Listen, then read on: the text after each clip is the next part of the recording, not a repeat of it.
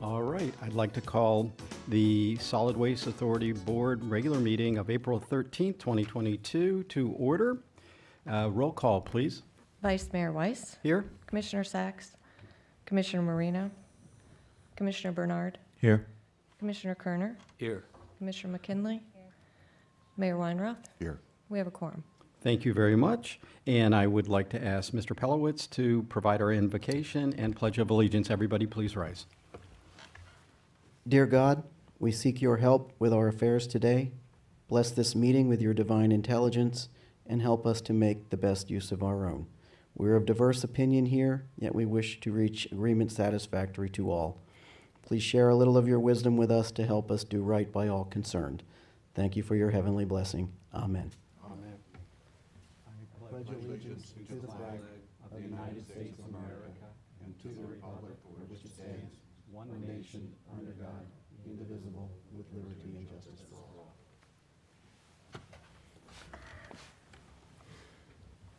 All right. And let the record show Commissioner Marino has joined us. Are there any additions, deletions, or substitutions on the agenda today? Yes, we have supplemental information on item 9E1, the High Point Agribedding, Florida issue. It's a letter from High Point. Motion to adopt the agenda as amended. And we have a motion by Commissioner Kerner, second by Commissioner McKinley. All in favor? All opposed? That passes 6-1. Move to approve minutes of February 9th, 6-0. 2022. Sorry? We've got a motion on the minutes of February 9th by Mayor Weinroth. Is there a second? We have a second from Commissioner McKinley. All in favor? All opposed? That passes 6-0. Move to receive and file minutes from Citizens Advisory Committee, for April 6, 2022, and Small Business Advisory Committee, February 1, 2022. We have a motion by Commissioner Weinroth. Do we have a second? I have a second by Commissioner Marino. All in favor, all opposed, that passes 6-0. All right, moving on to the consent agenda. Does anyone wish to pull any items from the consent agenda? Hearing none, I accept a motion on that. Move to approve consent agenda.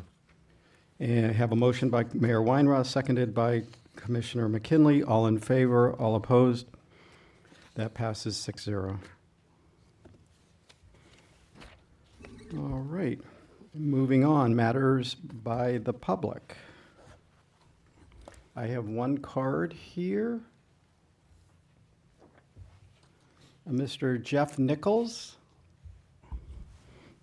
Is it just a? That wasn't online. Okay, so I'll read it and we'll put it into the record. This is from Jeff Nichols. Doesn't list his address, but his question or comment is, why do we consistently allow the contracted services, SWA, to not provide services at their choosing for our community? What measures are put in place to hold this company accountable to do the job they are paid to do? Have we looked into exploring what other companies can complete this weekly service at higher levels of customer satisfaction? I'm going to ask Mr. Archambault to respond. Thank you. Good morning, everyone. We did respond to the gentleman. He happened to have a yard waste pile that was not in compliance. We provided a one-time courtesy pickup for our customer and provided the guidelines so we can avoid future disruptions. Thank Okay. you. Thank you, Mr. Archambault. All right. Any other matters by the public? Hearing none. All right. Public hearing workshop, none. Old business, none. And moving on to item 9A1, Executive Director, preliminary fiscal year 2023 budget planning.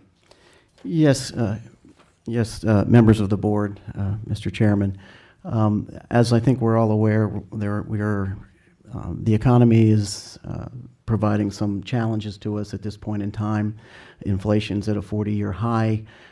All of the impacts to our operation are being affected one way or another, either through price or through supply chain issues. And so typically we come to the board in June with a budget with rates to be approved for the trim notice, but this year I thought it was prudent to have a meeting prior to that to get some direction from the board so that we can ensure we can put something before you in June that you can support so that we can have those rates approved for the trim notice. So just in summary, the things we're going to talk about here are basically inflation is at a 40-year high. We have several large contracts that have contract price adjustment factors in them that are based on these indices, either CPI or PPI or fuel, and those are being impacted by the current situation. Supply chain issues are also causing delays in lead times and delivery of equipment. We're experiencing 12 to 18-month delays, for example, for trucks and trailers. We've been notified by Freightliner, for example, that they're done taking orders for 2023 and they're out to 2024. So we're presented with challenges in terms of how many trucks we order and paying 30% to 40% more than we're used to paying for them. So those are some of the issues we're experiencing there. We also have long lead times for other equipment as well. We're seeing price increases. The fuel price is an issue. It's an issue for us as the authority because we operate about 80 tractor trailers. We buy about 1.5 million gallons of diesel fuel a year. That affects our budget, but there are also fuel indices that are used in our contracts, particularly the collection contracts. And we're also seeing material and commodity price increases, as I've said. So we're going to talk about some operational impacts. We're going to talk about wages and trying to get some board direction on where the board wants to go with employee raises next year. And we're also going to talk about an option to prepay some debt to enable to take the rate shock off of next year's budget. So the first thing I'm going to talk about is renewable energy facilities number 1 and 2. Those facilities are operated by Covanta. There are 2 price index adjustment factors that are used in those contracts. One's an employment cost index, and the other is a producer price index. Looking back historically, 2 years ago, you were looking at about a 2.5, 2.6% increase in those indices. Last year, the employment cost index was up 4.5%, and the PPI was up 16.6%, and those are reflected in this year's rates. But looking forward to next year and projecting toward the end of the year, you're looking at an ECI of about 4.1% and a producer price index up 15.15%. So that's a 9.6% increase in those contracts, and you're talking about a contract value that approaches, it's more than $70 million. So that's a $9 million hit to the budget for next year, which typically for us, about $1 million equates to $1 on the single-family rate. You're looking at $9 a year on that rate. The current rate, for information purposes, is $178 a single-family home. We applied $10.5 million in general reserve funds last year to buy that rate down. So really the effective comparison is to about $187 a home when you look at the numbers we're going to talk about. So this is just a graph of the producer price index. You see that sharp increase that's taken place since the beginning of 2020, and I think we all saw the announcement this week that the numbers on the CPI side continue to get worse.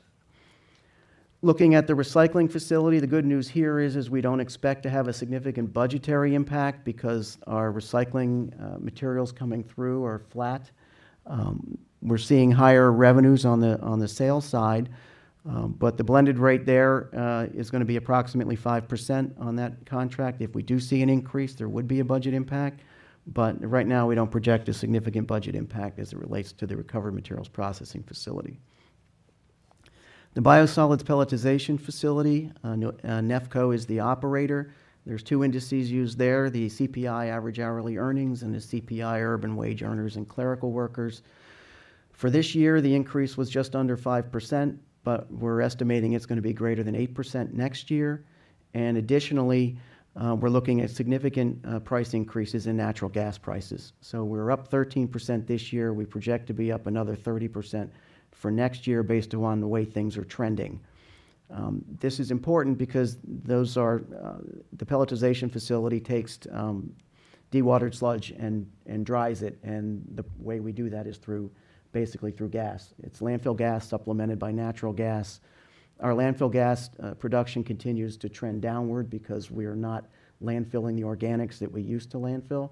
So much of what's going in there is ash and inorganic material, and so that ash generation is down. There are 6 entities that are in that partnership. They're all going to be affected by it. I mean, we represent Seacoast Utilities in that deal, but it also includes East Central Regional and South County Regional and others. Our share is about 12%, so the direct impact to us is not that much, 25 cents per home, about $250,000, but it will impact our partners. When you look at some other issues that I've talked about in the memo, capital projects. We have some significant capital needs coming forward. None of them are of the size that would justify a bond issue, but we're looking at a number of capital projects. We're seeing escalation in prices. We're seeing prices coming in well above engineers' estimates. We're seeing fewer firms bidding on the projects because despite the high inflation in the economy, the construction market is pretty strong here in Palm Beach County. And so we, based upon the budget situation we have, are faced with having to delay several projects that we intended to fund this year because we simply, given the situation and the increase in operating fees, we don't have the funds to do that through the budget. We do have an option I'm going to talk about later to basically, once we establish the budget, to apply general reserve funds to fund a portion of these projects, additional general reserve funds above and beyond those intended for the early payment of debt. So that's an opportunity the board has, and I'll be looking for direction on that as well. When you look at operational impacts, we're seeing diesel fuel prices up 43%, gasoline up 45%, and these are based on February numbers. In March, the OPIS index, which is the index we use to buy fuel, jumped 33% over the previous month. Hopefully it doesn't stay there and we see some regression back from that number. But the numbers we're presenting here to you today all reflect fuel prices as they were in February. But a lot of the other things are up. We're seeing diesel fuel, diesel exhaust fluid up 98%, lubricants, tires. We talked about the trailers before. Skilled labor to do anything around here is up in price. And also that we're seeing delays in equipment delivery. We're also seeing shortages of parts. Parts that we're typically able to go down and pick up today, we're 5 weeks out on in some cases. I provided an example before. We needed a new hood for one of our road tractors, and for the first time in history, we had to go out and source a used hood for the road tractor because we just couldn't get a new one anywhere. So these are some of the issues we're dealing with. It's not just price, it's availability. One example would be road tractors. Patrick Carroll, Director of Operations, came to me a couple of weeks ago with a purchase order to buy 21 road tractors. But at the prices we're paying, which is 30 to 40% above what we're used to, we work together and we settle on buying only 12 of them, just because it doesn't make a lot of sense to go out and commit to buying 20 in this market. But the downside is we just started receiving delivery of road tractors we ordered a year ago. And we're like 18 months out. And as I said, for Freightliner, for example, if they're not taking orders for 23, they're taking orders for 24. And we have to get in the queue or else we're looking at 25 or 26 before we get a delivery unless something in this market breaks. That breaks open. So that's really the challenge we're in right now is we have to be in the market. We have to buy, but it's a question of how many and how much we commit to it. On the franchise collection agreements, which we have up here, those are based on 2 indices. One is the CPI for water, sewer, and trash, and the other is a fuel index. It's the OPIS number 2 unbranded average, which is the same index we use when we buy diesel fuel. The refuse rate index is set as of January at 3.57%, which is up from 3.19% last year. So we know what that number is going to be. The collection rates, the fuel side of that, though, is 10% of the rate. And like I said, right now those rates are up 33.3% since February. So we won't know what the fuel component of that is until we get the July number in the first week of August. So right now, what we have in there is we're using the February OPIS in the projections of the rates that we're going to show you here. Again, these are the indices. So the top is the water and sewer index, and that shows what it's been doing since the beginning of this contract. And then below that is the fuel index. So it shows basically through through August 2021, the fuel index was actually below or just slightly above from the beginning of the contract. So that was good, but you see this steep increase in that fuel index that we have right now. Again, this is contractual, so it is what it is. I mean, the board has the ability to apply some reserves to affect these rates. It's just a question of how much of those reserves the board wants to apply. We've got we project about $30 million in the collection reserve by the end of this year. If you wanted to apply $1 million or $2 million to that, you probably could. I mean, that reserve is really, the main reason for that is for hurricane or natural disaster. We have to front the cost of debris collection until we get FEMA reimbursement. Typically, we end up taking out a bank loan at some point in time when we can get it. Assuming that's available, then we'd use the collection reserve, then we'd replenish it. We'd pay back the bank loan, and then we'd replenish the reserve with reimbursement from FEMA. But sometimes that can take a year to 2 years before you're fully reimbursed, or longer, and we're still talking about old storms today. Looking at the projection of the collection rates based on the OPUS through February, these are the rates, keeping in mind that the rates in the 2022 adopted column were subsidized by about $483,000 in collection reserves. So you're looking at, if you don't use any reserves this year, you're looking at basically a $20 increase in service area 1, a $28 in service area 2, $13 in South County where the rates are lower. So that's a significant increase when compared to last year, which was subsidized. So like I said, we do have the ability to use those reserves. Next one. So just another presentation of that. What we have here is 2020, which is the first year, is the first green bubble. FY 2023, using the February OPUS and assuming the number comes in around that number, those are the increases you're looking at. Those are the rates you would be looking at. Now, looking over in the pink column there, that's based on the March OPUS. So that shows you that spike in diesel fuel prices could have a $10 a year impact on the rates, for example, for service area 1. So obviously we're hoping that those fuel prices come down and that the shortage in the market out there improves. Obviously there are global geopolitical impacts that are affecting that as well, which we don't have the ability to control. So that's basically where those numbers are. The final thing I want to talk about here is really personal services impacts. Just the authority is primarily a blue-collar workforce. Our median salary is about $59,000 a year. 2/3 of our employees earn less than $65,000 a year. Many of our employees live in Martin and St. Lucie counties, and they're driving in here and they're getting hit with the higher cost of coming to work every day. Additionally, as you all know and you discussed extensively yesterday, you're looking at rental rates that are just skyrocketing throughout the county. I had an employee come up to me a week or so ago, and his rent went up $700 a month. So those things, personally, my mother, her rent went from $1,800 to $2,400 a month when the owner of the condo decided to sell it, and it was the only thing she could find. So, I mean, those are real impacts, but for our employees, we've had a lot of retirements because people can, and we've got an aging workforce. We lost 45 employees last year to retiring or resignation. Hiring and retention is a challenge, particularly when we have to go out into a market right now and hire at prevailing market rates to replace our employees who leave. So just to go over our pay plan, because it's a little unique. The Solid Waste Authority has a hybrid pay plan. It includes a cost of living adjustment based on the CPI and a merit increase based on an annual performance review. So the CPI is used to adjust the grades every year, to move the grades up based on the CPI. The merit portion is designed to progress an employee through the grade so you don't have pay compression at the bottom. So that was set up to ensure that a solidly performing employee could get to the midpoint of the grade within 15 years. So that's how that's been established. To date, we have very little pay compression at the Solid Waste Authority, if any, because of this plan.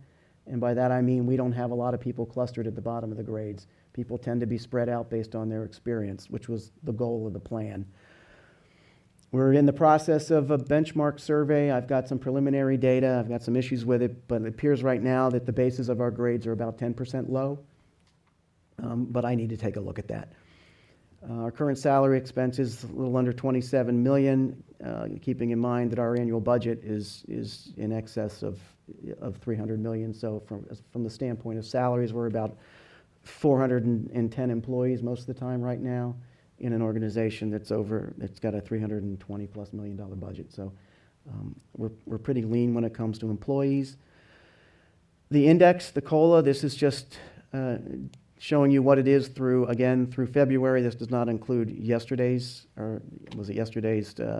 release. So that's what we're looking at in terms of wages right now. I think you're all well aware of that. This is another depiction of that. Moving on to the next one. So I've presented three options in here. Option one is basically following the plan that we have. And that would be basically setting the COLA based on the index. I realize that it's a significant number, but as I've said, one way to look at this would be, if we do come back with a salary survey results and we are 10% low, this is a big step into solving part of that problem. But I do understand that from the standpoint of government, this is a pretty big ask. But again, I think the hiring and retention of employees, we're going to have to hire above the base if we want to get people in here, and that's going to present its own problems. So that's one option. Option two would be to look at this inflation this year as something that's going to resolve itself and to approve a COLA that's less than that, and then also include what we've put in here as a one-time adjustment that would not become part of the base pay. The $1,800 would be to a maximum of $1,800, and this is obviously the board could do whatever you want. And this was basically capped at the $1,800 to reflect $60,000 in salary because inflation is regressive and affects the lower end more than it affects the higher end. But again, we would be falling behind in terms of where inflation is right now, and obviously it might be something we would have to deal with in the future. Again, the impact of both of these is about $2 on the single-family home rate. That's $2 a year. Option three is to ask the board to establish the COLA. Basically, you determine what you believe is appropriate. Obviously, we would like to preserve the merit program where it is because it's very effective and it works. So from that standpoint, obviously, I'm looking for some direction as to where we should be coming in June as it relates to raises for the employees. Graphically, these are all of your options laid out on a graph. They basically show you what the annual impact is for a single-family home. It basically ranges from $1 to $2 a year per single-family home, so it's not a big impact on the budget, but it is an issue for us, and obviously we'd like to have a discussion about that. And then finally, the prepayment of debt. So we do have the ability in June to $23 million payment for next year. This is the Key Bank refinancing that we got back in 2021. There was no early prepayment. There's no prepayment penalty associated with that. If we do that, it will have a significant impact on the rate next year, and we're going to show you that on the next slides. The funds are available in the general reserve. We project right now that if we use those funds, we will still have a $114 million balance in the general reserve after that, which provides some cushion there to be able to use additional funds to fund the cell 25 and 26 construction project, or at least a portion of it, and the Class 3 closure project that we've removed right now from budget consideration. So the board policy, based on the policy that exists, about a $40 million balance is required, so we do have a cushion above the required amount. And with that, let's go to the next slide. So similarly, this is the disposal rate projections that we have for next year. So the blue is where we are right now, and again, that was subsidized. So those rates the single family rate would be $9 to $10 higher than what's projected there if we didn't use reserves. If we don't do the prepayment, you're looking at $203 a single family home. and then all the other rates are proportionate to it. With the prepayment of debt, that's that yellow bubble, you're looking at $184 a single-family home, which is, which again is a $6 increase from where we are this year, which is about 3.4%. I think, as you can see, we'll look at this graph. Go ahead to the next one.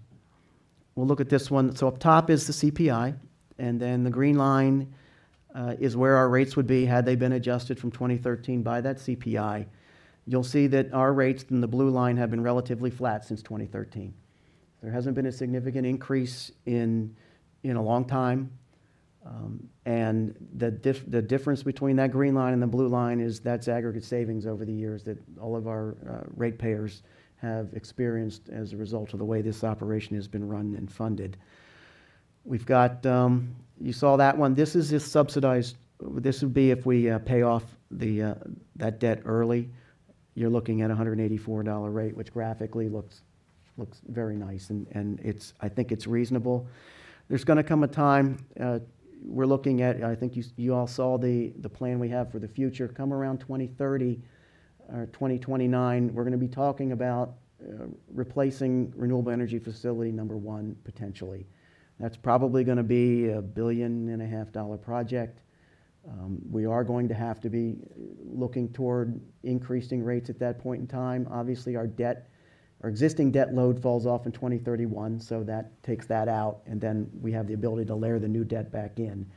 But from a policy standpoint, I believe it's important we consider at least the potential for having gradual, reasonable increases over time, trying to use reserves now, but accumulate reserves in expectation of being able to cash fund some of that project, because when you build a waste energy project, there's a significant components that can't be bond funded with tax exempt debt. Everything related to the power generation, the power block, all of that. For REF 2, that was about $56 million. We can expect for that to be closer to $100 million once we get out to that point in time. So those are some considerations long-term, just so you get an idea of our historical general reserve balance to create some comfort in terms of using those reserves. This is historically where we've been, where the dips are, or where we've used reserves to pay down debt or to pay off debt early. And that's what we're talking about here again, and the numbers there reflect, are assuming that we do that. We've been asked to provide some numbers in terms of debt service coverage and what using more reserves would do to buy down rates. It's just to explain debt service coverage. The trust indenture requires a 110 coverage, which is 110% of debt service. That's net revenue, which is revenues minus operating expenses. The authority has some pretty lofty bond ratings. They are AA2, I believe, for Moody's, and a AA+ for S&P. Those lofty ratings require coverage that is significantly higher than what the indenture requires. So we typically budget to 130, and as you can see, the debt service coverage is very strong for next year, and this assumes the prepayment of that debt, and that's why, because we're reducing the debt load next year, and so that does provide some benefit. If the board wanted to lower rates further from the 184 to something lower, we could certainly do it with reserves. As I've said, I don't recommend it because I think we need to be looking more long-term in terms of where our rates are going to be. But you do have the ability to do that. What I would recommend would be to establish a rate that the board is comfortable with, and then at that point, we would apply reserves and bring those projects back that we haven't included in the budget and provide reserve funding to at least partially fund those so we don't have to fund them in one big lump sum a year, 2 years, or 3 years from now, which would definitely have a rate impact. So with that, we're asking for the board's direction and input for the 2023 budget. We'd like to prepare something for you for June and for the trim notice that the board can support. And obviously, we would finalize this budget is not until August, so the rate hearing is continued until August at that point in time. And obviously, you all know that once we establish the rates for the trim notice, they can go down, but they can't go up. So we have to make sure that we cover ourselves in June, And ultimately, if things improve and we have the ability to lower rates in August, we certainly have the opportunity to do that. So we do have a while before this solidifies. These are all projections, as you're aware, and they can obviously change. With that, I'm open for questions. All right, thank you very much, Mr. Pelowitz. And I think first up is Mayor Weinroth. Thank you, and thank you for all this good news.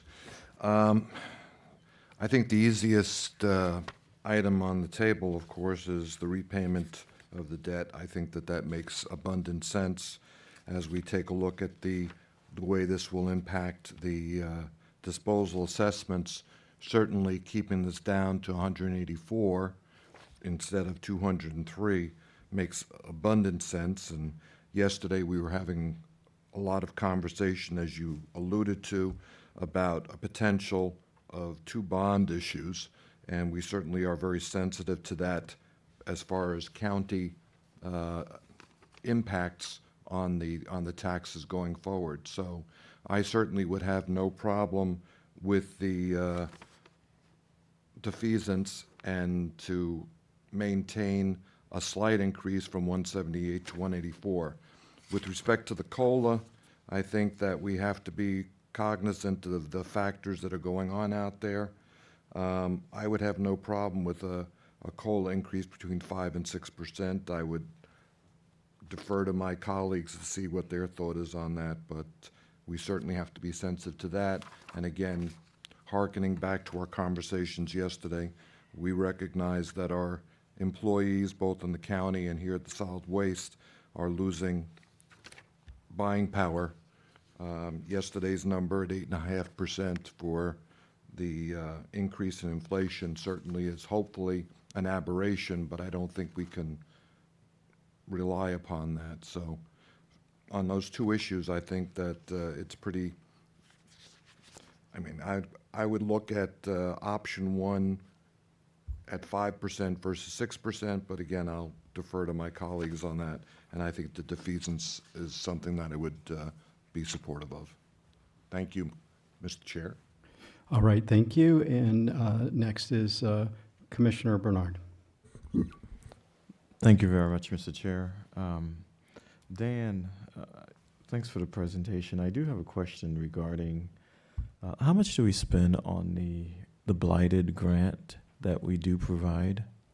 It's $750,000 last year. Is there a way for us to put a pause on that for this year and to give the savings to our ratepayers? Let me just, Christina, is the 750 in right now? Yes, it is, Mr. Okay. Yeah, so there is absolutely the ability, it's board's discretion. Just to back up, that program was originally funded through the supplemental waste program, which is bringing in waste from outside the county, and the revenue and energy revenue we generated from doing that. We've suspended that. We don't have that program anymore. So going forward, the blighted grant program would have to be paid basically out of the regular funds. There are no funds to support it. However, it's board discretion. So the answer to your question is yes. You know, I'd love to hear a commissioner's opinion on whether if we can put a pause on that for this year, and because that could be $750,000 that we can apply. All right. All right, thank you, Commissioner Bernard. And next is Commissioner Kerner. Thank you, Mr. Chair, and thank you, Mr. Pelowitz, for the presentation. I would join Mayor Weinroth in supporting option 1 at either the 5 or 6%. I think that this unit of government has a unique workforce that is uniquely impacted by the rise in costs in fuel and inflation. It's primarily blue collar. It's primarily a difficult job for a lot of the men and women that work in this authority. And I understand the concept of them having to live outside the county. 2/3 of them make less than, I think it was 60. And so it's a unique raise. I don't know that it's unprecedented, but certainly they're deserving of it. I would support prepaying the bond, the outstanding bond, and then when it comes to the blighted grant, I think we need to put that towards, if possible, reducing the fees that we have to assess through our assessment. All right. Thank you, Commissioner Kerner. Commissioner Sacks. Thank you, Mayor. Chairman. Thank you, Mr. Pelowitz. This has been very comprehensive. And I agree with Commissioner Bernard when it comes to trimming whatever we can on these, any grants that we have been given out for at least this time, to pause it. Secondly, what has been, I know that there has been across the board salary increases for those in the state, as well as some requests for increases in the county. I believe they were about 5%. I may be mistaken, but I believe it's 5%. And if anybody has any other information on that, please let me know. Because it's my understanding from the last session that the state employees were given a 5%. And I would like to see something with regard to across the board for our employees here at SWA that would be consistent with those in the county and those county employees and those in the state as well. We can combine that with other, other issues to help them, but I'd like to keep it at about 5, which is consistent with the other government employees. Thank you, sir. Thank you. All right. Anyone else? Mr. Chair? Yes, sorry. Commissioner Sacks, I just looked in the budget that was passed, the state raise was 5.38%. Sure. 5.3 it is. Yes, I that's like the that. across the board. So I'm not sure that we want to, I think this is a very important point to review when we're thinking about raises in other areas of government, certainly in the state of Florida. So thank you. And so I think that this would be something good to look at 5.3 or 5.5 with other incentives as well. Merit certainly is important. Thank you. All right. Let's see. It's going to be Commissioner McKinley. Thank you. One question for you, Dan. Is Zone 5, is that the Glades? That is, yes. That's a piggyback of the South Bay contract. And that is an estimate right now. We haven't received the Waste Management's estimate for next year yet. So that's basically a plug right now. Right. So when you look at 272, 343, 188, 190, 265, that 374 and possibly 391 really jumps out at you a lot. I would support option 1 on the employee pay issues that you've got, and also the repayment of the debt early. So I join Mayor Weinroth in that. I would not support eliminating the blight grant. It's the Glades community has been a beneficiary, a great beneficiary of that grant. There are so little public dollars available to help offset the cost of demolition. And had, for instance, the city of Belglade not had a grant to help demolish some of the structures at the old Gove Elementary site, they wouldn't have been able to put that RFP on the street to do an affordable housing project. And similar situation with the city of Pahokee and being able to use our dollars to demolish the old hospital site. Those demolition dollars just simply aren't available anywhere else. What I would support is tightening up the guidelines, the standards that you have to meet to apply for these grants. I think if we are going to use them, we slipped a little bit into beautification projects, in my opinion, and trying to do parks and that type of thing. I think that we should limit those blighted grants to communities that are in rural areas of opportunity or are located in an opportunity zone, that the project applications need to apply to those 2 criterias. And really, if we're going to spend the money, spend it where it's absolutely needed the most. But I wouldn't support eliminating it simply because You know, even the legislature this year wasn't able to pass any rural development grant dollars, and those demolition costs just simply aren't eligible expenses for many of the other grants. Thank you. Commissioner Kerner. Thank you, Mr. Chair. And Commissioner Sachs reminded me of a good point. And I know it's sort of encapsulated within option one, but I'm also supportive, in addition to the 5 or 6%, the merit raises that have traditionally been given to the authority. And with regards to Commissioner McKinley's suggestion, I think it's a great suggestion, but you know, unfortunately, I have to stand by doing away with the blighted grant at this point. Thank you. Commissioner Bernard. Thank you very much, Mr. Mayor. I do support the option one, and you know, whether it's 5 or 5.38, whatever the state is giving, that's, you know, I'm okay with. And I do support the repayment of the debt. And in regards to the blighted grant, I just believe that it's just only for this year, and we're not eliminating completely. It's just for this year, so that way we can give the savings to the ratepayers. Okay, thank you, Commissioner Bernard. Commissioner Marino. Thank you. Option one, I think we match what the state did. I think that would be on target. I do agree with the debt repayment. And what would be the effect, the impact, if we did not do the blighted grant and we applied it? So that, I guess, maybe knowing what the effect would be would help us. It would likely be, it could be $1 on the single-family rate, probably. I mean, that amount of money sometimes falls within rounding, but it would likely be $1 on the single-family rate. But we can take a look at, I mean, obviously, we've got till June to put the budget together, and we can take a look at what the actual impact would be. And, you know, I think that's good, because Commissioner McKinley made a really good point. And I know that we actually approved a beautification grant last year, and I kept saying, why are we doing this? So it does need to stay in the areas where it's most needed, and blighted and beautification are two different words. So I would support Commissioner McKinley with her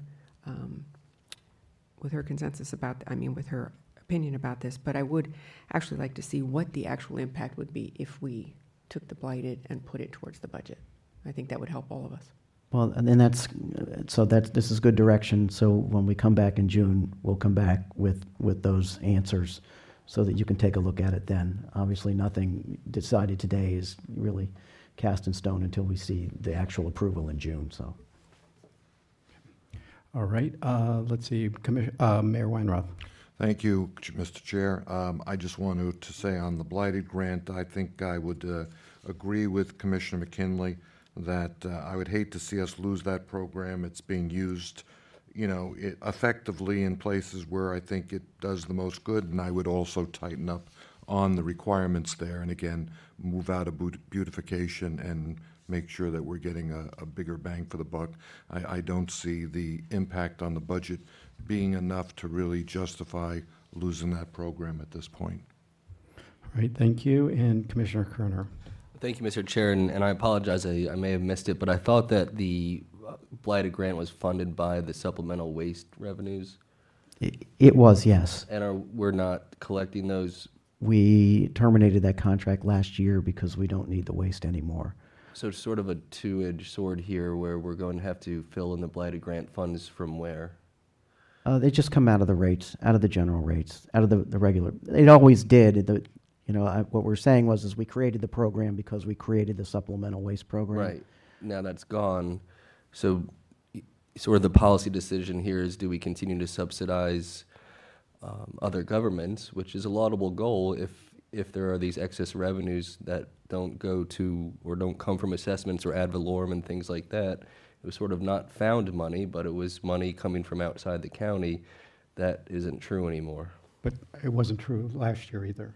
Right, but we have a host of financial issues ahead of us to contend with. So I just wanted to clarify where the source of funds was for the blighted grant. Thank you. Mm-hmm.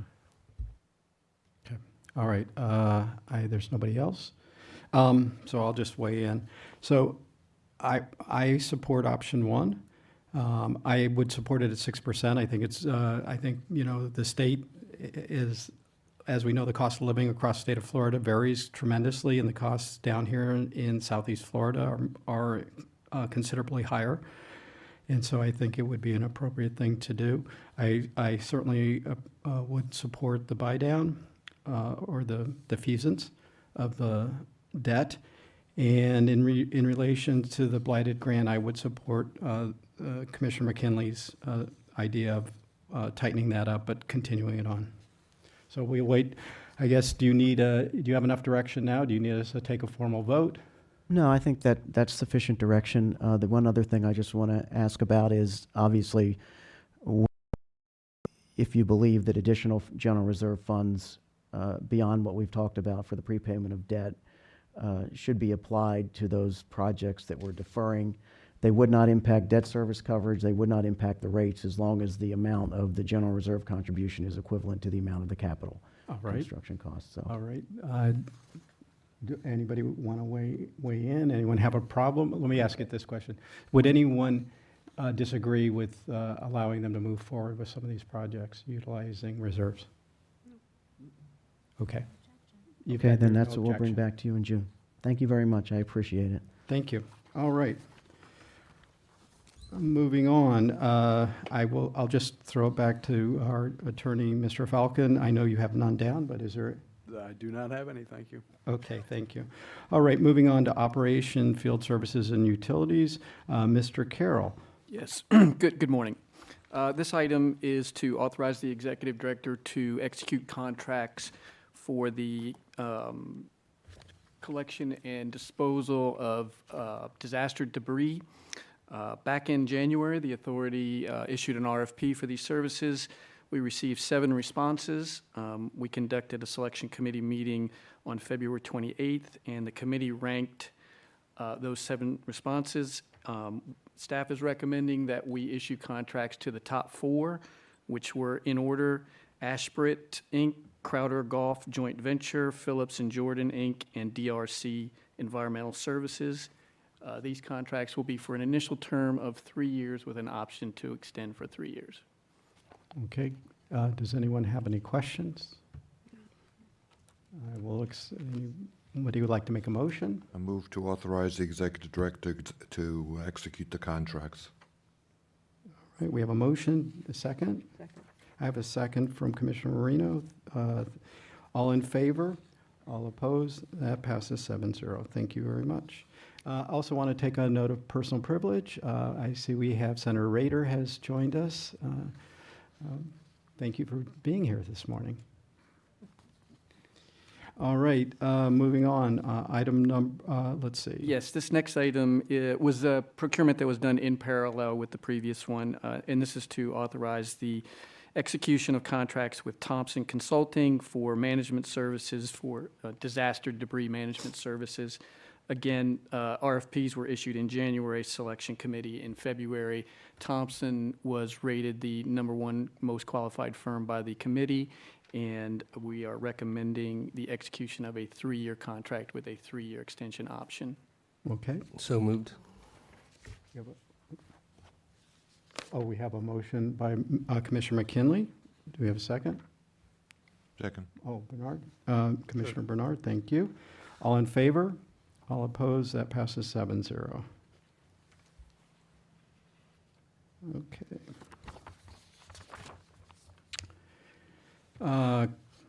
Customer information services.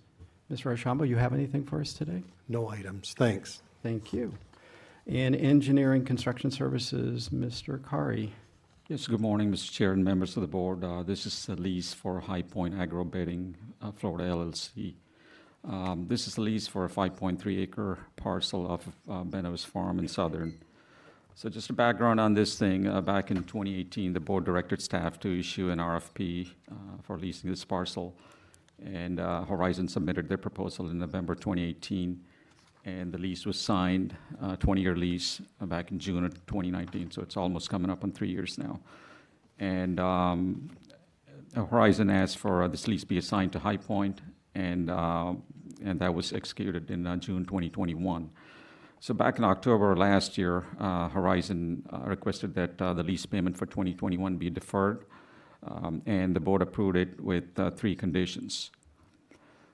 So basically, the 3 conditions are High Point should obtain all the permits for construction by 31st of March 2022, and High Point should provide a letter from a bonding company by March 31st, and High Point should pay the taxes by 31st of March.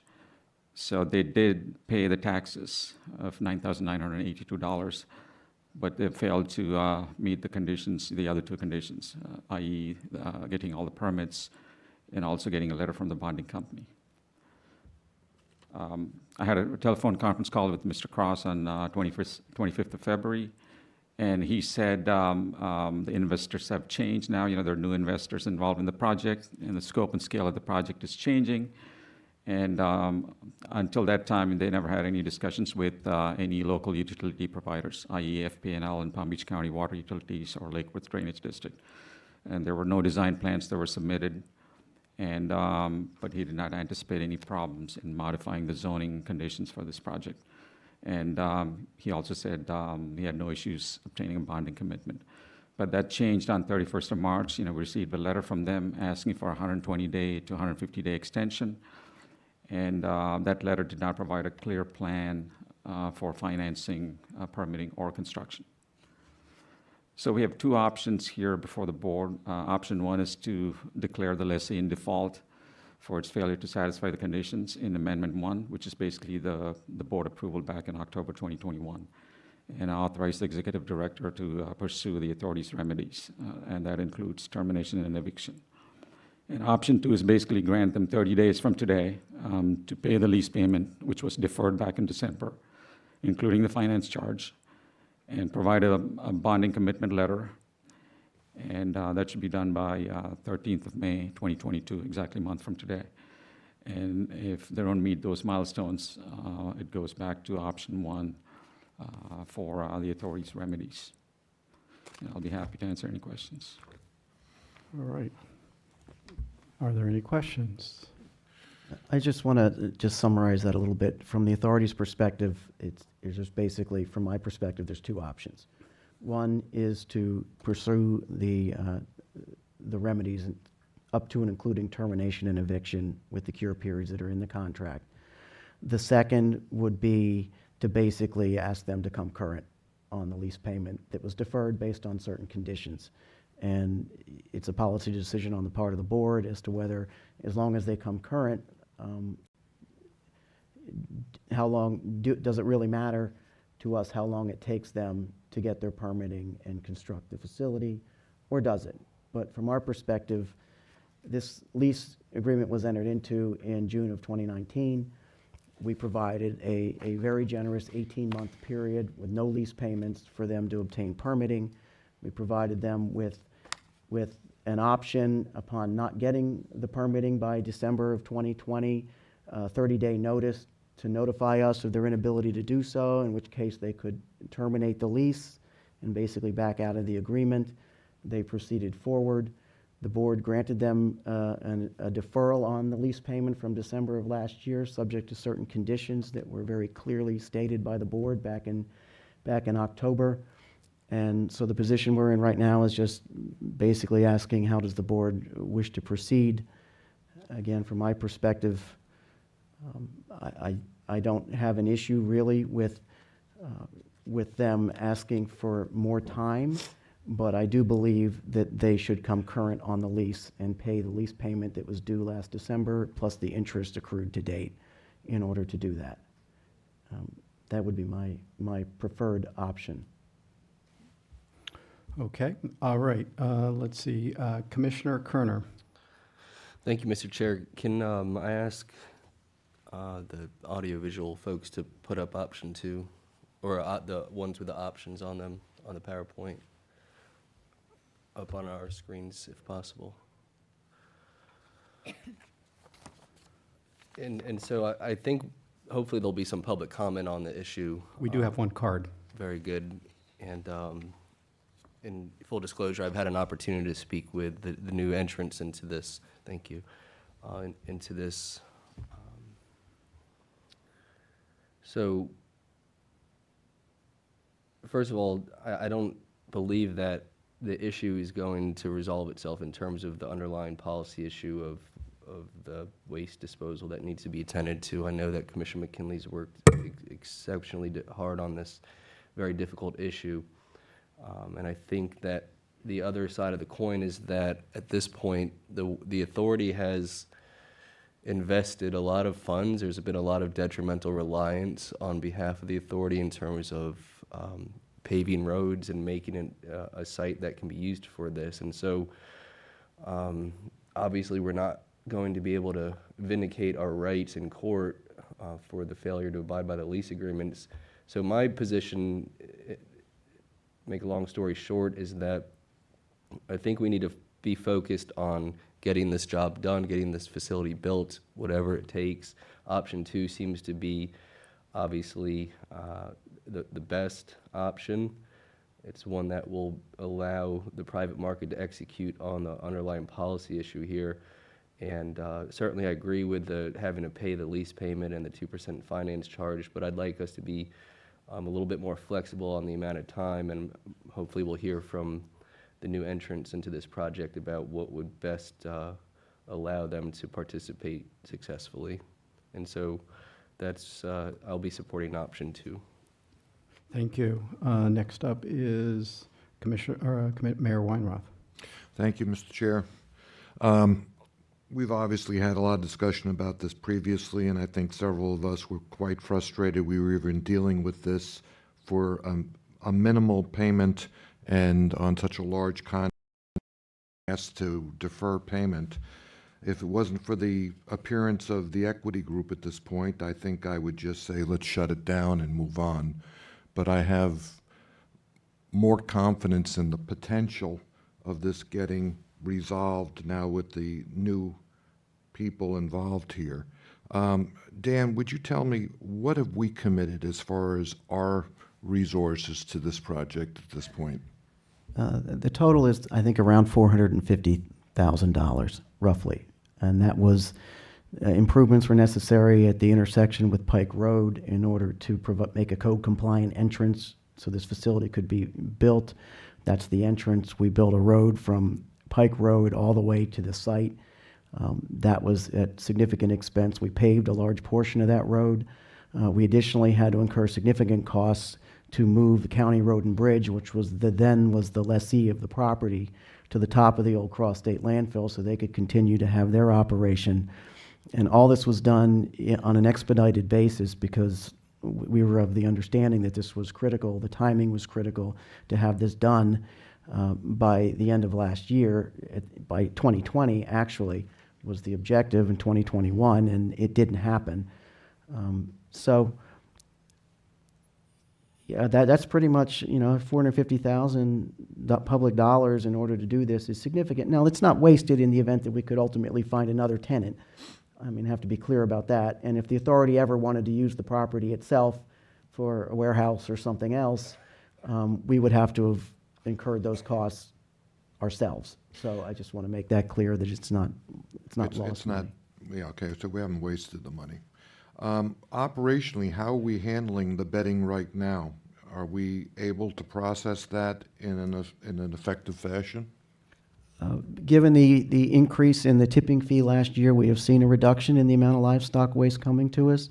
We are under our permit limit, and it's going to the Renewable Energy Facility number 2 right now, and it's being We're burned to under our generate. permit level? Yes, we are. All right.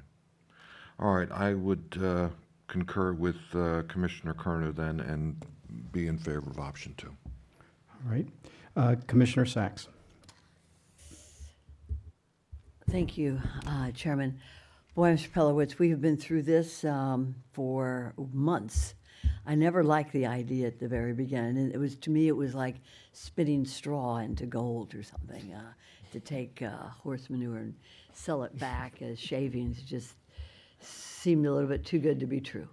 But as someone who has shoveled a little bit of horse manure myself, I think we should go with, I agree with my colleagues.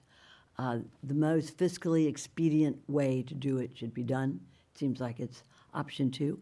And I look forward to hearing from those who may want to get involved in this business. to see if actually it can be done in a fiscally sensible way, because it would certainly be a great asset to many of our equestrian owners in Wellington as well as West Boca, and would certainly take care of a bad problem. So I agree with my colleagues. Thank you. All right. I see. We have Commissioner Bernard.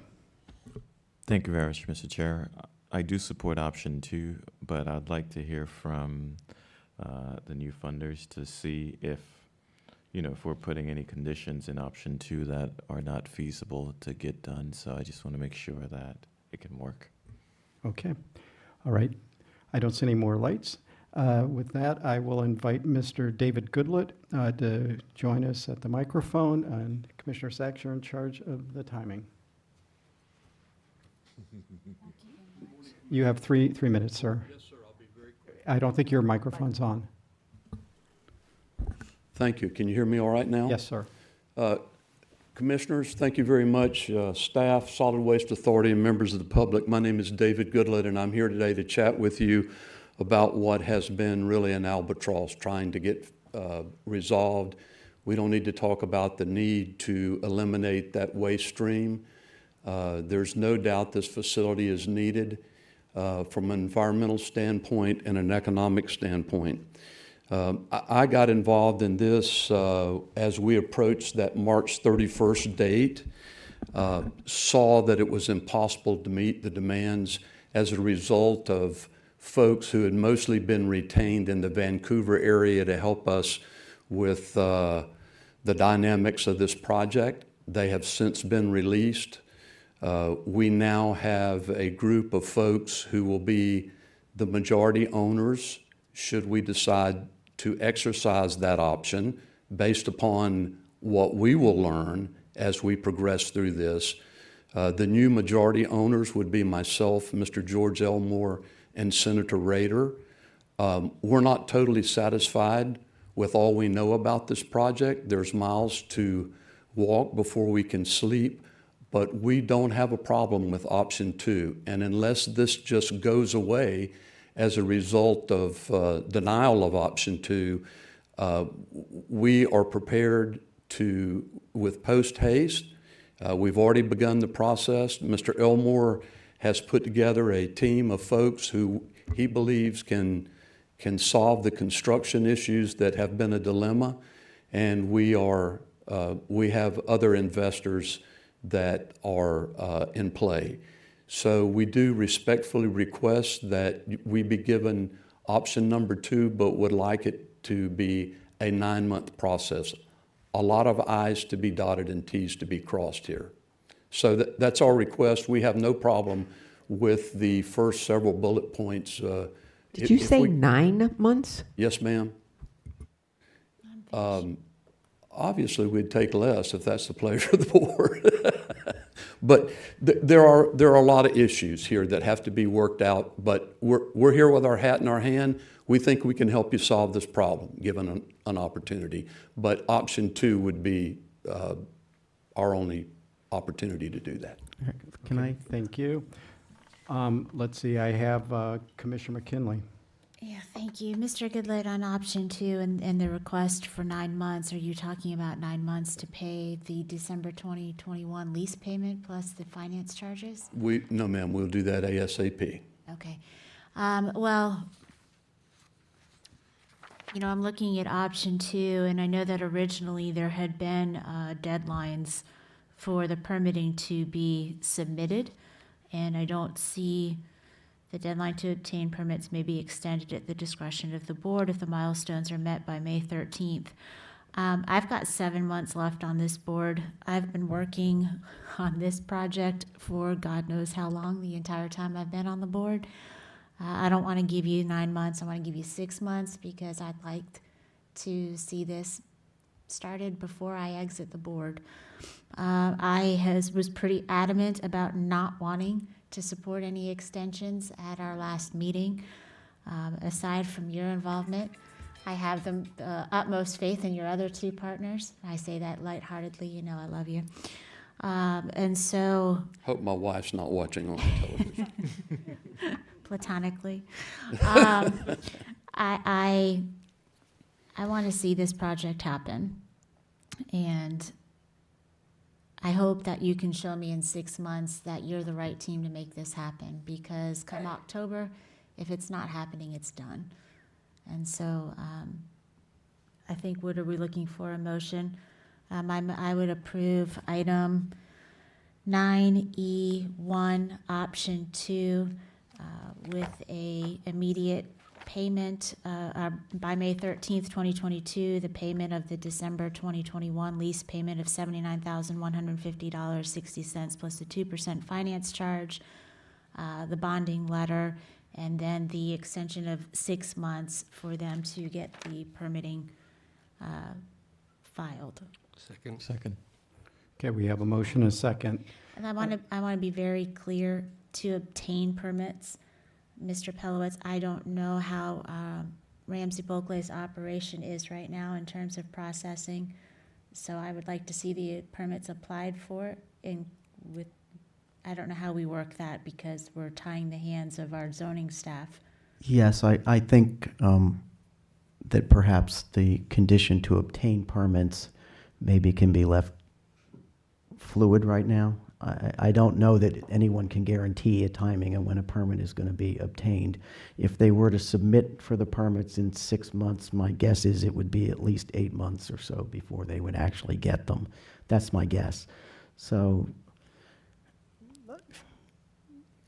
yeah, right now I think the issue is obviously the payment is important of the lease. Whether the bonding letter is, I'd like to ask them first if they believe they can get the bonding letter by May 13th or whatever the date is in here, because they seem to be wanting the 6 months to determine the ultimate financials of the project. So, Mr. Pelowitz, the answer to that is yes. We thought actually that we might have it by now, but as more folks express an interest in investing, the leverage and the better financing we can get. So I thought we could have the letter today, but based upon some other folks getting in the game, we could get better terms. So but yes, we'll submit the letter. okay, thank you. Right. Then I just want to make sure that the deadline your goal is to obtain your permits within 6 months, but I'm going to be a little bit flexible and say that the permits need to be applied for, and we need proof of that. I appreciate within you 6 bringing that months. up, Commissioner. I don't think there's any way to obtain the permits in 6 months, but we will definitely begin that process and be well into it. I promise. Thank you. That's my Right. motion. We have a motion and a second. Commissioner Kerner, you're recognized. Thank you. And I just wanted to express support for Commissioner McKinley's perspective, but also, I consider you a subject matter expert on some of these issues, and I think that's what was missing amongst other things that were missing from the last attempt. I think you'll find this board to be very accommodating, because I'm very much appreciative that there's a new entrant into this project. We want to see this happen. We've worked hard on it. A lot of people have. So I think, not that I want to tell you how to do your job, but I think if you come back to the board and kind of keep us updated, you'll find us to be very accommodating. That was one of the most frustrating parts of the last go-around, was just failure to appear, failure to communicate, and we were left in the dark. So whatever the specifics are here today that passes, I'm sure if as you do your due diligence and you keep the board informed, I don't want to speak on behalf of my colleagues, but we'd be happy to see this through the end with you. So Commissioner, Mr. Chair, Go ahead. to respond. Yes. We will provide a bullet point every month at a time certain after we talk to the folks involved on our status. As a result of your receipt of that bullet point, if at any time you'd like us to come and provide more information in addition to that, we'll be happy to do that. Thank you, Mr. Chair. Okay, thank you. Let's see, before we move, Mr. Pelowitz has a comment, but we need a second on this motion. I've been reminded. Commissioner Bernard. Okay, so we have a second so the motion was made by Commissioner McKinley, seconded by Commissioner Bernard. And just to recap, I just want to recap what I heard the motion is. your, Commissioner McKinley, is 6 months extension, payment of the outstanding balance due by 5/13, bond letter also due by 5/13. Did I miss anything? Okay. All right, Mr. Pelowitz, you're recognized. No, I was just pointing out that we didn't have a second. Oh. But you got there first. Thank you. All right, any other discussion on this item?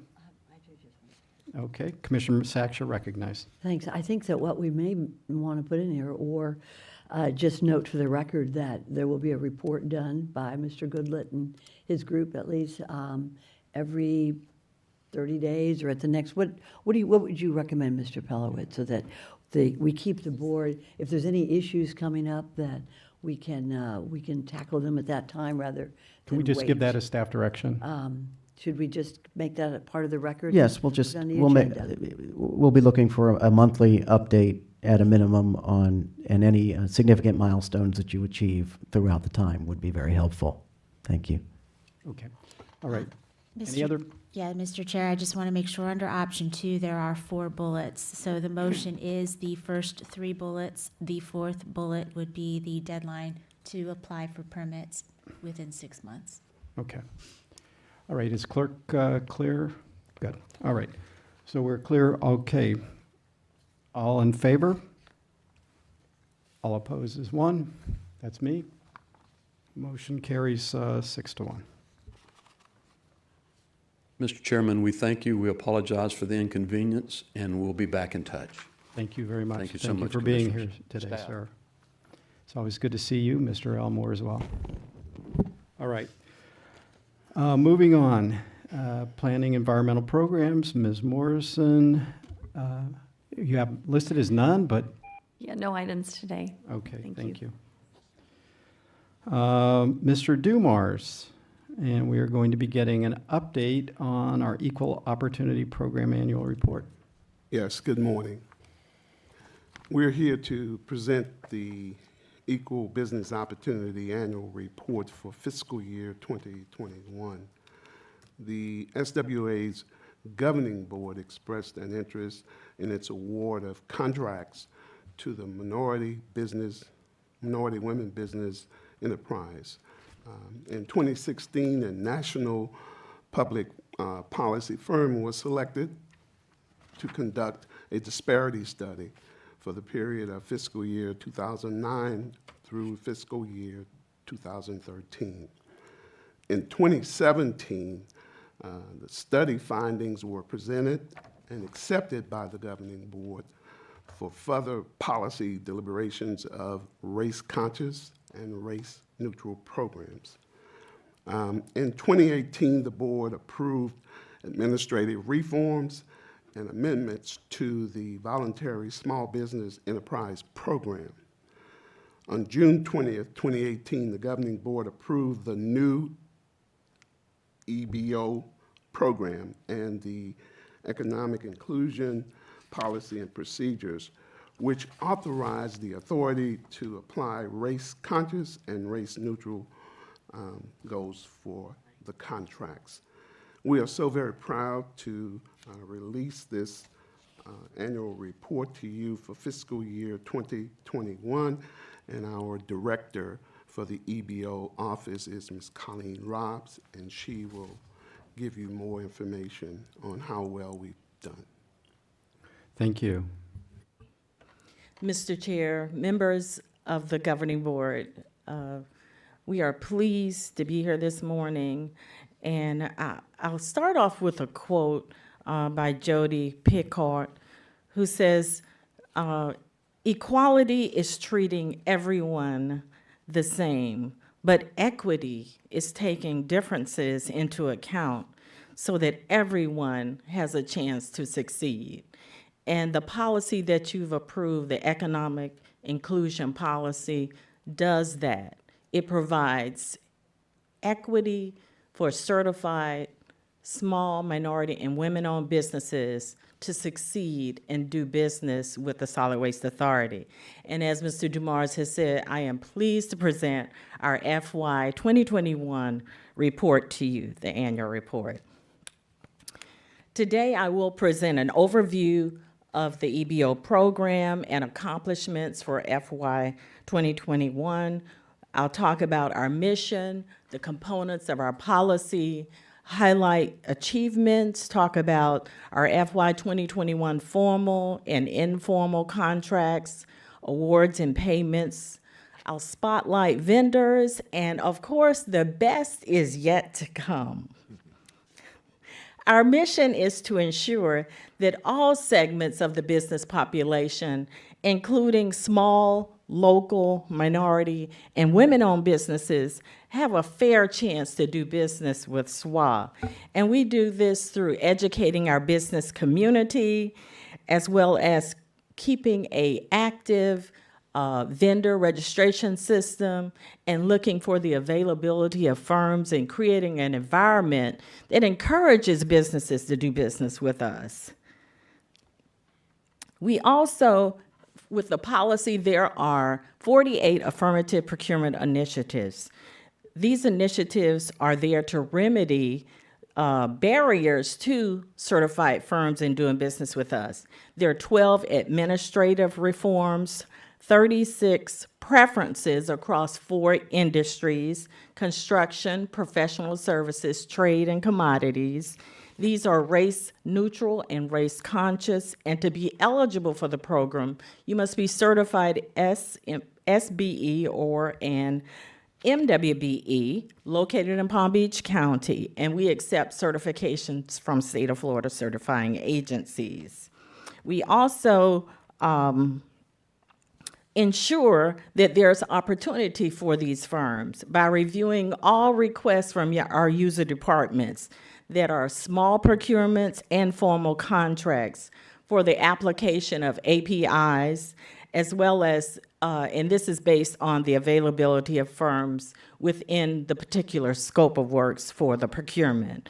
We also perform monthly contract compliance monitoring and payment audits to ensure that primes are keeping their commitment to the subs that they've made these commitments to. And we do reporting monthly and annually on the program performance. The Equal Business Opportunity Management system is our primary tool for vendor and contract management and outreach and events management.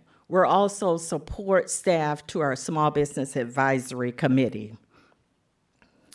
So during FY 2021, the EBO program continued to make positive progress, even in the midst of a pandemic.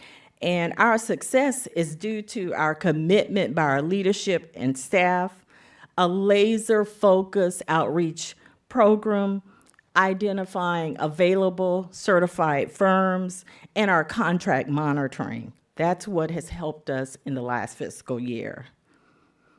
FY 2021 was a successful outreach program year. And through outreach, involvement, and engagement with our business community, we hosted 24 outreach events. Vendor registrations reached 1,074, of which over 300 were certified firms, and we continued to train our staff on the policy. The next slides that you're going to see will be EBO in action, and this is one of our popular trainings, the Transformational Tuesday, which is a monthly business development training series where we bring in experts from various industries to help businesses to improve their operations.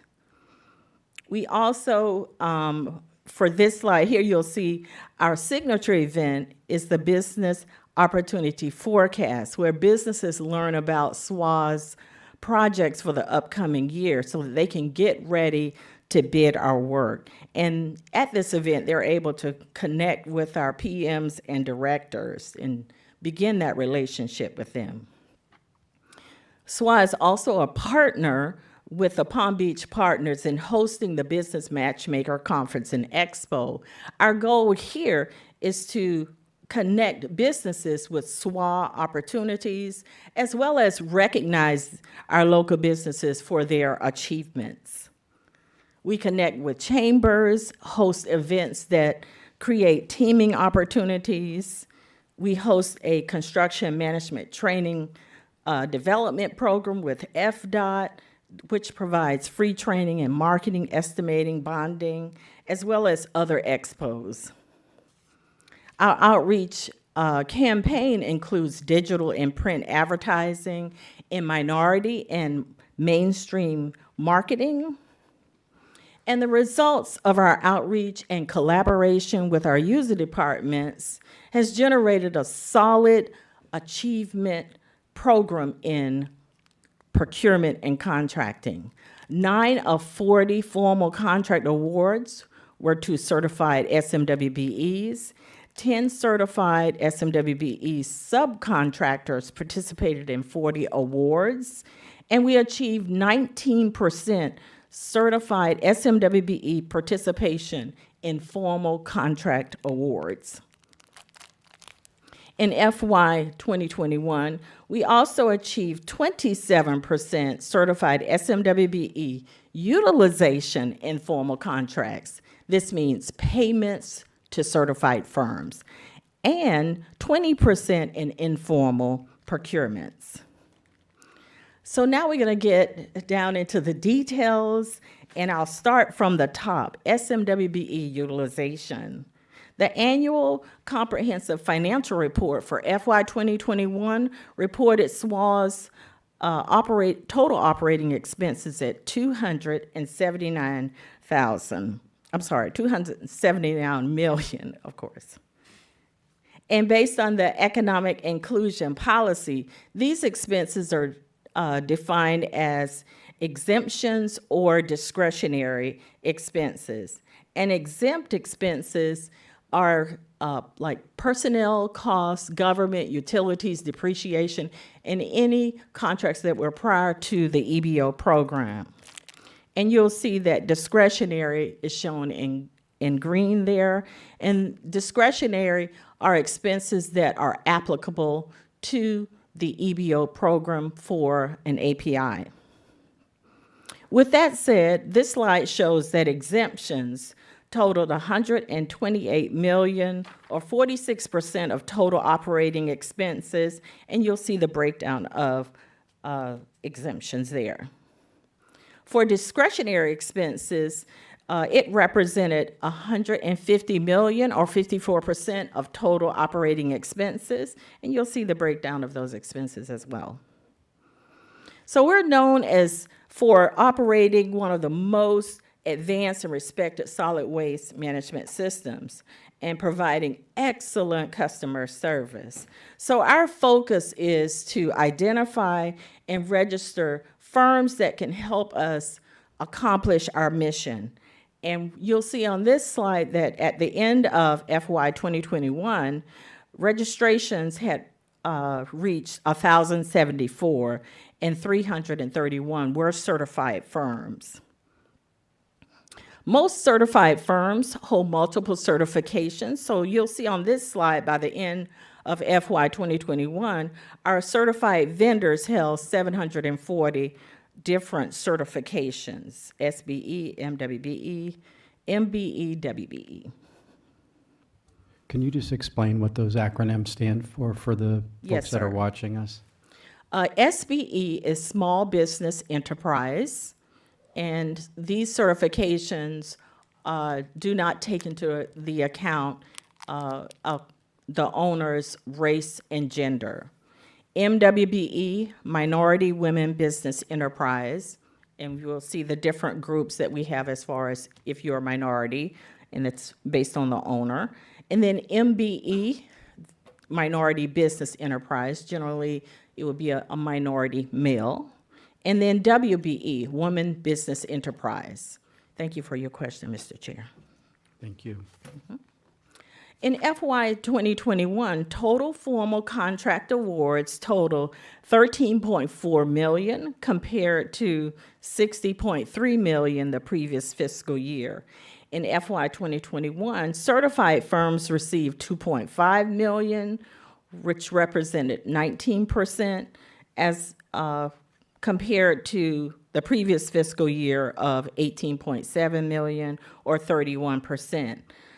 There were more contracts awarded the previous fiscal year in FY 2020, as well as the hauler contracts came online during that fiscal year. For total payment summary in FY 2021, SWA paid out $85.5 million compared to $71.9 million to primes and subs in total. And in FY 2021, certified firms received $23 million compared to the previous fiscal year of $19.7 million. What you will notice is that the percentage of participation remained constant, remained stable.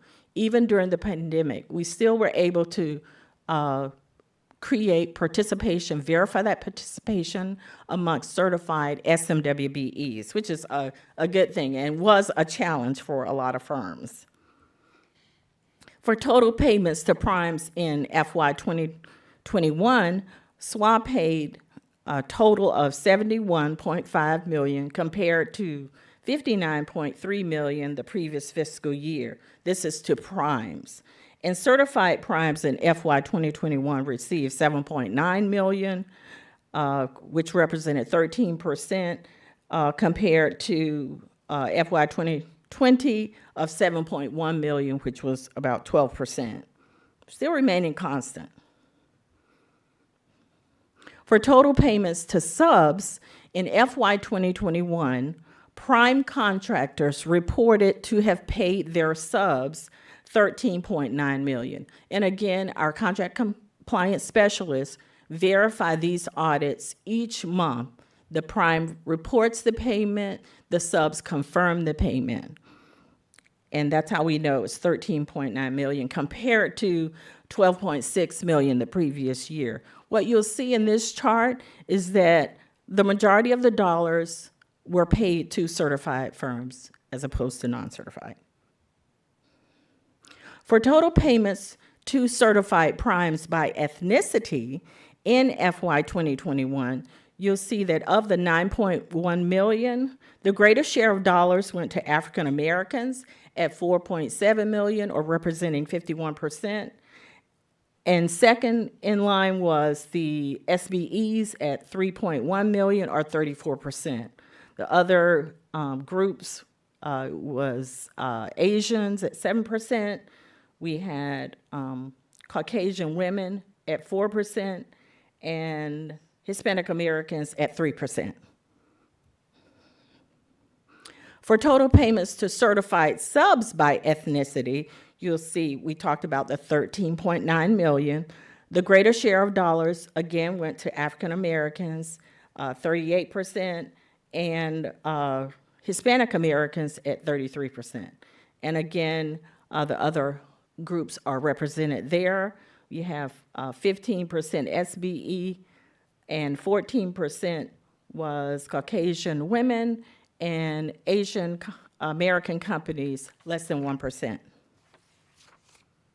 Now here's the big picture of all participation in our contracts, and these are payments in formal and informal contracts. This represents industry as well as ethnicity, and you'll see to the far right, those are the ethnic groups, as well as the non-certified business types, and then to the far right, you have the percentages of utilization. So we'll start with formal payments. Asian Americans received about 1%, African Americans 12%, Hispanic Americans 6%, Caucasian women 3%, SBEs received 6%, and non-certified business types received 73%. And that's how we get our 27% SBE utilization in formal contracts. So let's move to informal payments. Same layout here. For Asian Americans, they received 2%, as well as African Americans. Hispanic Americans 3%, Caucasian women 4%, SBEs 8%, certified businesses 80%. And so that's how we come up to the 20% utilization in informal procurements. So that's our big picture, and we are working hard. We know that there's more work to do, but we're proud of what we've achieved in this fiscal year. So now we're talking about the franchise hauler contracts. In FY 2021, the franchise haulers reported payments of $47.7 million. Of that, they also paid out $10.5 million, achieving 22% participation. By hauler, Waste Pro achieved 26%, Waste Management 13%, FCC, they have 2 service areas, so they achieved 27% and 32%.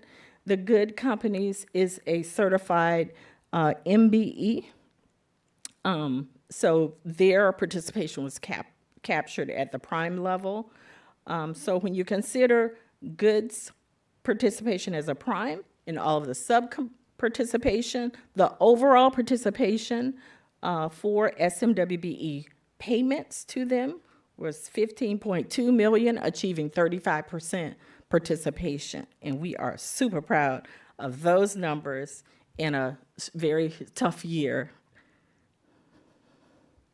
The operating contract for the renewable energy facilities 1 and 2, Covanta is the operator, and this contract did not have SMWBE goals. It was prior to the EBO program. However, Covanta reported paying certified firms $378,000. They also reported $2.8 million of payments that went to firms that identified themselves as SMWBE, but they didn't fall within our program. But that's still good participation for small businesses. Now, I'm most proud to introduce to you some of the firms that actually work with us. And later you can read their comments of compliments to our staff, but I just want to introduce them to you this morning. Big Dog Express is a Hispanic-owned company. They're a subcontractor on our biomass waste processing, and they're also a subcontractor on a few of our franchise hauler contracts. We have Florida Boat and Nut. This is a Caucasian woman-owned company, subcontractor, and they are working for Sims at our RMERF, Recovered Materials Processing Facility. And we have JIJ Construction Company, Hispanic-owned company, prime contractor on our facilities maintenance support and pool contractors working for us. We have KWA Group Branding. They're an African-American owned company, vendor, providing promotional items to us. We have Sheehan Towing. Sheehan's is a Caucasian woman-owned company, subcontractor on several of our franchise hauler contracts. So it's because of your vision in the approval of a policy like this that these firms have an opportunity to succeed here in Palm Beach County and working with the Solid Waste Authority. And so we look forward. We know that the outlook is great. The conversations that you've had this morning shows your commitment to continue for us to be able to execute contracts, and these contracts will have participation, hopefully. So we know that the best is yet to come. And so that there are projects that are planned in the pipeline and underway, and these projects will continue to provide opportunities, and we look forward to that. And what our vision is to increase the award of utilization with SMWBEs, continuous training of internal staff and vendors, partnerships in the community and work with our leadership to continue to have legislation that supports economic inclusion. So our vision is clear. It is clear. And it will take all of us to clear a pathway for more of our certified firms to do business with us. And we have everything here in order to do that. I'd like to thank our governing board, Mr. Pelowitz, other executive staff, departments, and our staff here. We also have our past chair of our SBAC committee here, and all of our staff. Thank you for your continued support of this policy and opening up your heart to let people know that, you know, SWA is open for business, and we want you to come in, register with us as a vendor at swa.org/vendor, and be ready to do business with us. Thank you so much, and I'm prepared to answer any questions you have. Thank you very much, Ms. Robs. Appreciate the presentation. And Commissioner Bernard, you're recognized. Thank you very much, Mr. Chair. Colleen, man, you do a great presentation. So thank you very much for the presentation and to your staff. Before I ask the question, since Michelle is here, would love to hear your opinion on how you see things are going with the, being on the SBAC.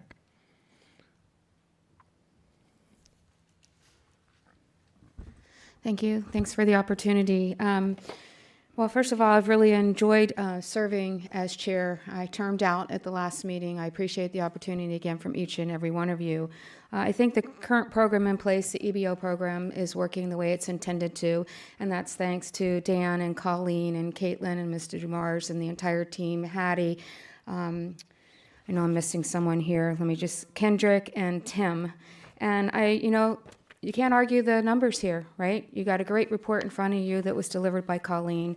You've got a great SBAC committee. We work together to support one another to get to this point here. And I think that SWA is definitely open for business for everyone. Everyone is qualified, willing, and able to do the work. So I think it's working, and I know Commissioner Bernard and Commissioner McKinley that you all are looking to fill the 2 seats that remain here, and I know that we've got some interest in that. All of the committee is working together, I think, to help you fill those seats so that we can have 100% participation. So in answer to your question, I think it's working as it's intended to. And that's a group effort of everyone. Thank you very much. I plan on Any other making questions? that appointment today. Okay. All right. Thank you, everyone. Good. All right, Commissioner McKinley. Colleen, just a quick question. Going through your slides and your testimonials from some of your vendors, exactly what is Big Dog Express of South Florida doing for the Solid Waste Authority? Okay, just a sec.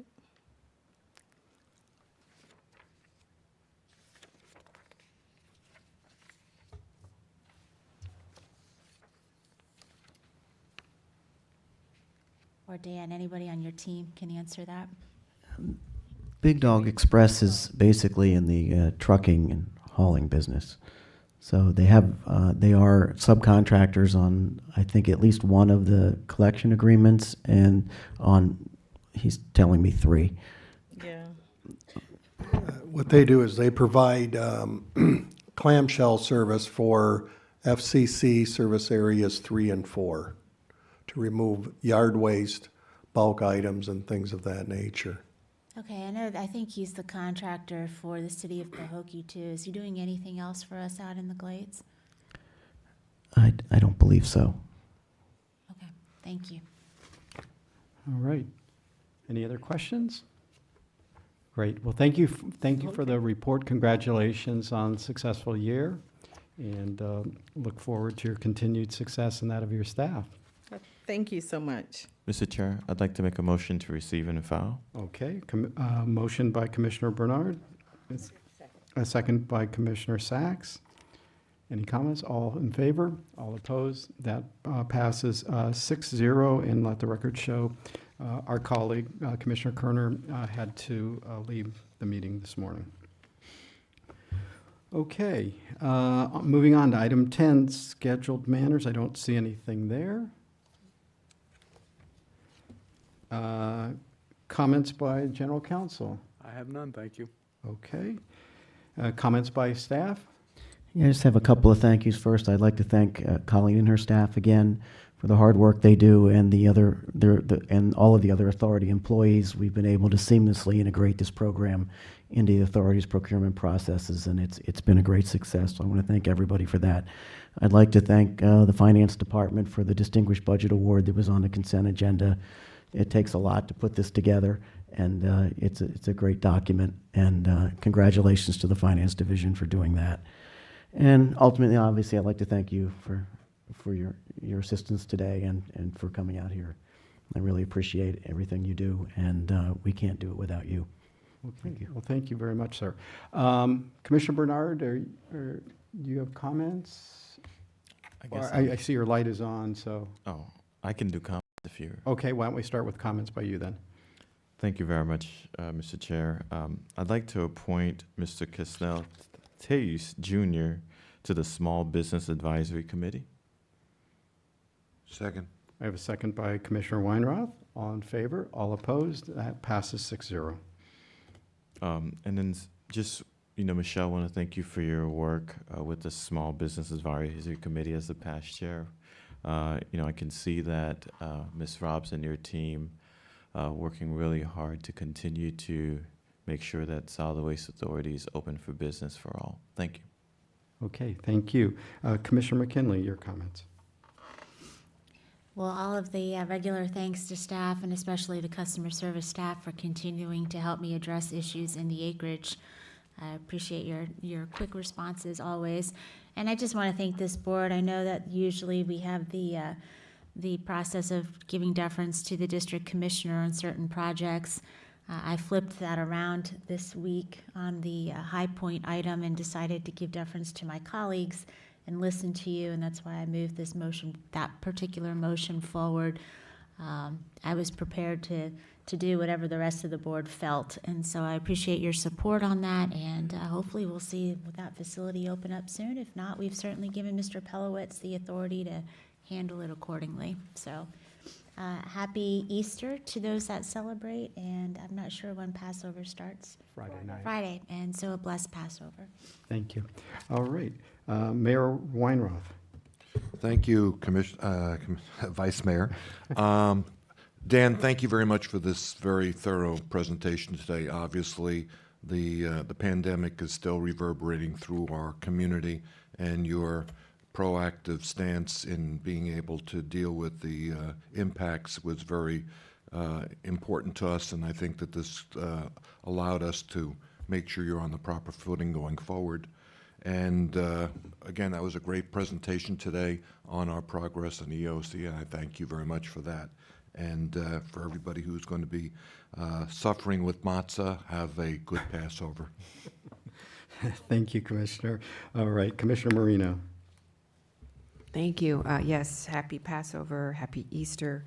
Thank you, staff. Actually, thank you, Jody and Phil. We just finished the Audit Selection Committee, and Nolan Holton Minor were selected as the external auditors. They are repeating, but they won our decision. So with that, I just want to say thank you all who helped me with that. It was a lot of reading. And have a good weekend. Well, thank you, and thank you for service on that board as well, our committee. All right, and Commissioner Sachs. Thank you, Chairman. I'd like to wish everybody a sweet Pesach and a happy Easter.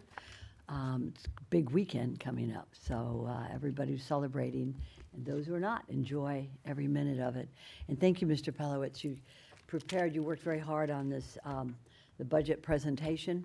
It's not easy, and these are very tough decisions. I wish we were in a time where we're not in such an inflationary period that's difficult for everybody in our community. But I think that with good reflection, we'll be able to take care of the people who work with the county on SWA and make sure that everyone's taken care of. And I want to thank the very good presentation on diversity within this organization. I think it's extremely important. And I know you're one of the leaders of all the county groups for this issue. Thank you very much, and look forward to the next meeting. Thank you, sir. And I'll close out. I want to thank everybody here. Thanks for everybody's service on the Solid Waste Authority in keeping Palm Beach County a very clean place and also being really good environmental stewards and fiscal stewards in trying to protect the pocketbook and the assets of Palm Beach County. It's much appreciated. These are difficult, challenging times from a budget management perspective, and you all clearly are doing your best to try and minimize the impacts to our community. So that's much appreciated. Ms. Robb, again, thank you again for your presentation, the work of you and your team to make this as inclusive, welcoming place for everybody to be doing business in Palm Beach County. Much appreciated. And Mr. Archambault and your staff, kudos to you all for the work that they do in making sure. Sometimes we do have little issues, but they're right on top of it and clearly trying to improve the quality of service for everybody in Palm Beach County. So with that, hearing nothing else for the good of the order, I will adjourn this meeting.